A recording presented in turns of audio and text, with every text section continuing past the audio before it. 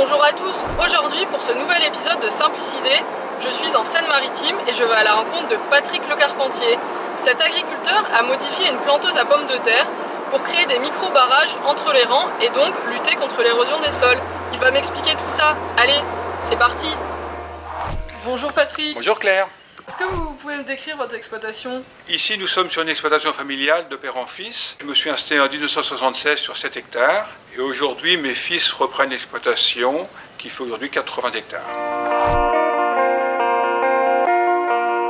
Alors, la pomme de terre, c'est une culture qui est sensible au ruissellement et à l'érosion. Étant donné qu'on a une culture qui est sur butte, donc toute l'eau tombe dans les interbutes. Et ça crée des départs qui sont importants pour le ruissellement. Et au niveau des bassins versants, lorsqu'il y a des orages, on a des problèmes et on retrouve quelquefois malheureusement des limons dans les villes, entre autres, et dans les sous-sols des maisons des particuliers. Donc à un moment donné, on s'est dit, pour continuer à faire notre production dans de bonnes conditions, il faut qu'on aille de l'avant et qu'on propose des solutions innovantes. Et on a créé une machine qui fait des micro-barrages à intervalles réguliers, ce qui permet de retenir l'eau en amont, avant qu'elle ne parte. Pour éviter les problèmes de ruissellement dus quelquefois aux forts orages, on a voulu faire des micro-barrages de façon à arrêter l'eau. Pour ce faire, on a fait ce système qui est un système de pelles qui accumule de la terre et tous les 1,50 m, ces trous-là qui possèdent une came lèvent cette pelle et lâchent la terre qui est accumulée et retombe derrière. Si bien qu'on se retrouve avec des petits monticules de terre d'environ 10 cm de haut qui font barrage à l'eau à l'intérieur des buttes de pommes de terre.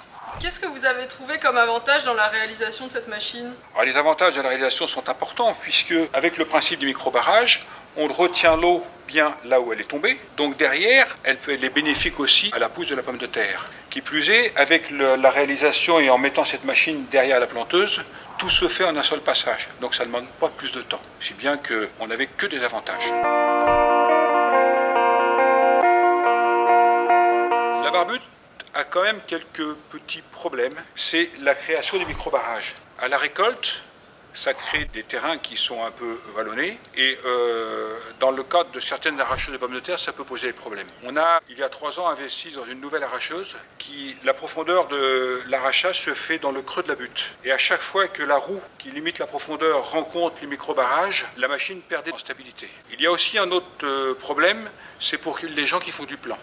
Ils doivent épurer et lorsqu'ils passaient avec leur machine, en fait, il y avait des problèmes de stabilité de leur machine puisqu'elle était tout le temps en train de danser. C'est pour ça qu'aujourd'hui, on est arrivé à utiliser ce type de machine qui s'appelle une die-curse. Le principe de fonctionnement est différent. C'est une hélice qui creuse dans le sol et qui fait un mouvement de rotation. Donc au lieu de faire des buttes, on creuse plutôt dans les sols. On n'a plus l'inconvénient qu'on pouvait trouver avec la barbute. Par contre, on a quand même une efficacité qui est moindre par rapport à l'ancien système. On a créé avec les enfants arrivant, on a créé un distributeur de pommes de terre qu'on a mis en place pas loin de la ferme. Donc tout le monde peut aller chercher son sac de pommes de terre, de jour comme de nuit, samedi, dimanche et fête, par tous les temps. On met 2 € et on a le sac de pommes de terre qui sort. Merci Patrick pour son accueil. Grâce aux modifications apportées sur la planteuse, Patrick, par l'intermédiaire des micro-barrages, peut lutter plus facilement contre l'érosion des sols. Quant à moi, je vous donne rendez-vous dans un prochain épisode et d'ici là, n'oubliez pas de liker la page Cultivar et Adama. À bientôt!